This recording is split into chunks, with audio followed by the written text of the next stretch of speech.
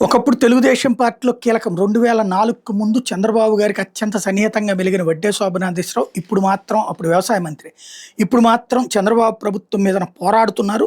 తాజాగా రాష్ట్రంలో పలు సంస్థలు, కంపెనీలకు భూములను బిడ్డింగ్ విధానంలో కాకుండా సబ్ రిజిస్ట్రార్ విలువలో 1%కే 98 ఏళ్ల పాటు లీజుకి ఇచ్చేందుకు అనుమతిస్తూ ఏడాది మార్చి 11 రాష్ట్ర ప్రభుత్వం జారీ చేసిన జీవో 1ని సవాల్ చేస్తూ హైకోర్టులో ప్రజా ప్రయోజన వ్యాజ్యం పిల్ దాఖలు చేశారు. ఈ జీవోను రాజ్యాంగ విరుద్ధంగా ప్రకటించి రద్దు చేయాలని హైకోర్టును అభ్యర్థించారు.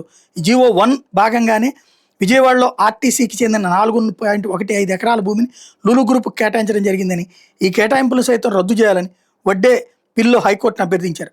వ్యాజ్యం మీద విచారణ జరిపిన హైకోర్టు పూర్తి వివరాలతో కౌంటర్ దాఖలు చేయమని ప్రభుత్వాన్ని ఆదేశించింది. ఇందులో భాగంగా రెవెన్యూ శాఖ ముఖ్య కార్యదర్శి, యోజన సర్వీసుల పర్యాటక శాఖ స్పెషల్ చీఫ్ సెక్రటరీ, పరిశ్రమల శాఖ ముఖ్య కార్యదర్శులతో పాటు Lulu international shopping malls private లిమిటెడ్లకు కూడా నోటీసులు ఇచ్చింది. తదుపరి విచారణను డిసెంబర్ 3వ తేదీకి వాయిదా వేసింది. స్వయంగా చీఫ్ జస్టిస్ ధీరజ్ సింగ్ ఠాకూర్, న్యాయమూర్తి జస్టిస్ చేమలపాటి రవిలతో ధర్మాసనం ఈ ఉత్తర్వులు జారీ చేసింది.